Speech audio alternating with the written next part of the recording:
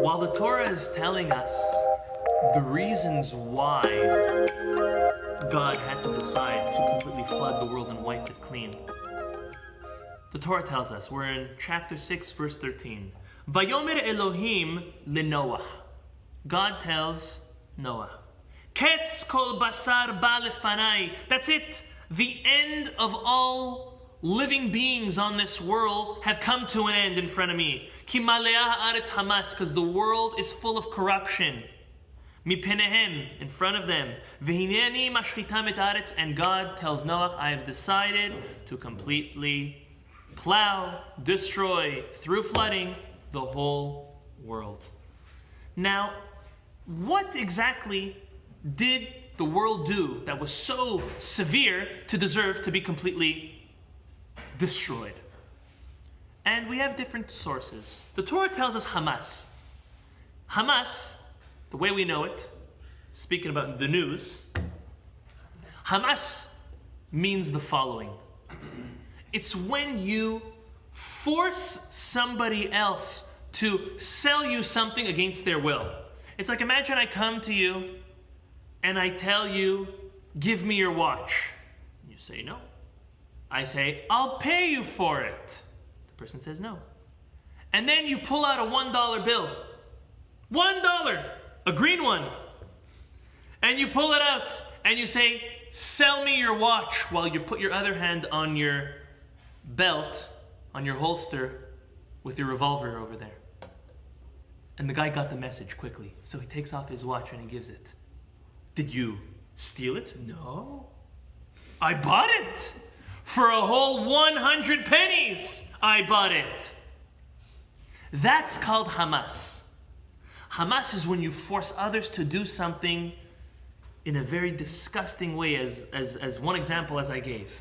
It's still stealing, but you rationalize that you didn't steal because you gave someone something. It's taking advantage when you're able to. Yet, there are different sources to what sealed the decree for God to decide that the world was going to be completely destroyed. The Talmud says that the decree was theft. They were stealing from one another. Whether they paid $1 when they stole, whether they didn't, that was considered thievery, and that's what sealed the deal. That's what the Talmud says decreed for the world to be destroyed. Yet, the Midrash tells us, you know what sealed the deal? You know what the cause for God to come to the conclusion that He has to destroy the world was the low level of immorality and promiscuity that was taking place in the world. The Zera Shimshon asks, so which one was it? Was it the immorality, like the Midrash says? Or was it the fact that they were stealing from each other? Which one was it? It was both, so why are both mentioned? Which one, he wants to know, was it?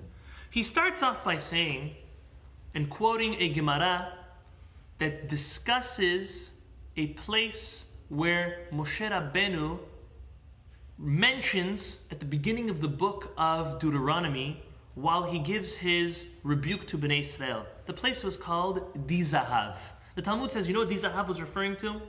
The place where Bnei Israel made the golden calf and sinned and worshipped the golden calf. Talmud explains, you know what Dizahav means? Enough gold. What does that mean? Talmud continues and says, Moshe Rabbeinu spoke to God. After the sin of the golden calf, Moses comes down, breaks the tablets, furious at them. Next day, he goes back up to the mountain. You know how long for? 40 days. You know what he was doing for 40 days? He was, some want to say convincing, some want to say arguing, some want to say acting as a lawyer on behalf of the Jewish people. But basically, he was there to plead to God to forgive the Jewish people for the tremendous and horrible sin that they have done. And he came out successful. The Talmud says, you know, one of Moshe Rabbeinu's tactics in convincing God to forgive the Jewish people was these words, Di Zahav, meaning Hashem, what could you expect from them? You promised Abraham that when the Jewish people leave Egypt, that they will come out wealthy with gold and silver and jewels. They had an abundance of gold. They had nothing to do with it. They were vulnerable. They were stuck without a leader. They didn't know what to do. The Erev Larav, the mixed multitude, was putting things in their ears, trying to corrupt them. It's not their fault that they sinned with the golden calf. They had so much gold that it was so easy for them to sin with it. And God conceded. He said, you know what, you're right. During the time of the Dor HaMabul, the generation of the flood, was actually a time where there was affluence and abundance. So much so that at the end of Parashat Bereshit, the Torah has one of the most interesting, cryptic portions and says that there were people, things, I'm calling it that in the meantime, but it was really angels, that later the Torah calls them the Nephilim, the ones who fell, that looked down at the world and said, wow, it looks good. And God punished them because they wanted to get involved with the sin, and he pushed them out of heaven.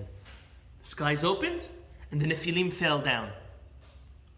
So not only was it hard for human beings to heed to the will of God and do things which were moral and ethical, that even celestial beings, angels, were looking down and saying, wow, this is tempting. How could God expect regular human beings to do the right thing when spiritual beings had a temptation to engage in such horrible activities? Comes Zera Shimshon and says, you know what? The world at that time, the world population could have come and claimed to God, you know why we acted immoral? Because we had an abundance. We were so comfortable. We had so much, and it was so easy to do bad, similar to the golden calf. But you know what? There's no excuse, says Zera Shimshon, for an individual who steals when they have an abundance. What's one way to rationalize, although it's completely not allowed?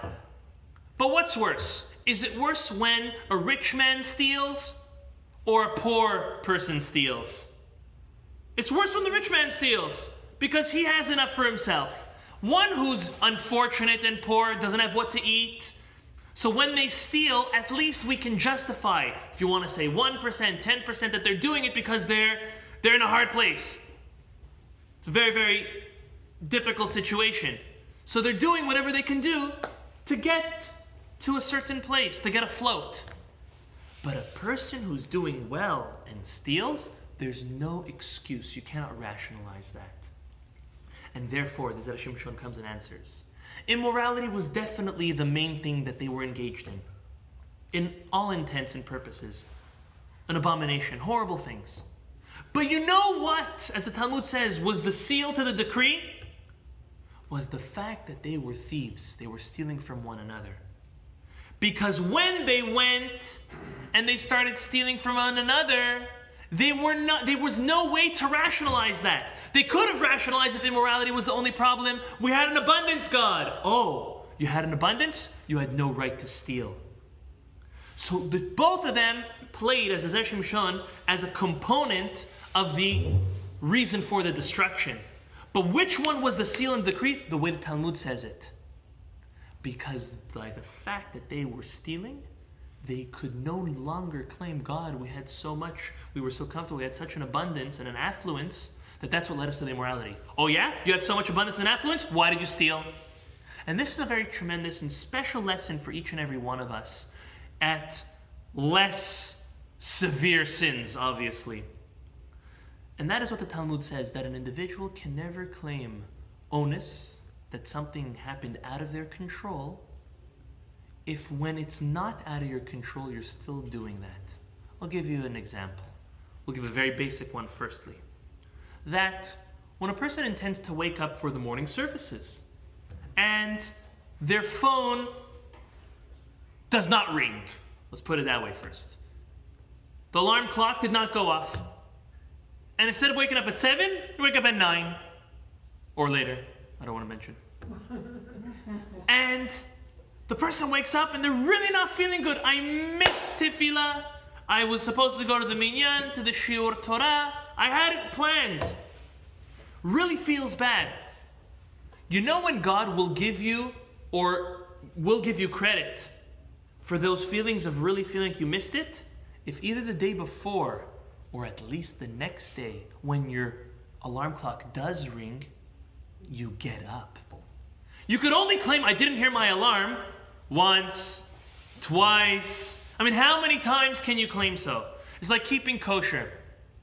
A person that is traveling and decides to eat at Burger King or any other place, they can't say, well, I'm out of town, there's nothing kosher to eat, so I had to eat it. If when they're in town, around kosher restaurants, they're not keeping the laws of kashrut. So the concept is that we do have cases that are out of our hands. God understands we're human beings. God understands we're in this physical world. Not everything works according to plan and best all the time. But we cannot come and claim, Hashem, I'm sorry, I would have done otherwise, if when you have the chance to do otherwise, you don't. And this is something we learn from that generation. That it was their immorality which was, so to say, the spear of the main aspects of their sin which concluded they needed to be abolished. But you know what sealed the deal? What made that decree? Was the fact that they were thieves, because now they could not claim anymore. Hashem, we had no choice. You had no choice. You could choose one or the other. You're either stealing because you need it, or you're sinning in an immoral way because you have an abundance, but you can't play on both sides. And that's something that HaKadosh Baruch Hu bless us all to realize in life, to try our hardest, not get down and depressed when we fail or when we miss. But when the opportunity comes to do the right thing, we need to do it. And when we do it, Hashem will consider all those feelings of remorse and regret over the cases that were out of our control and also turn that to a merit. Thank you very much for coming. Amen.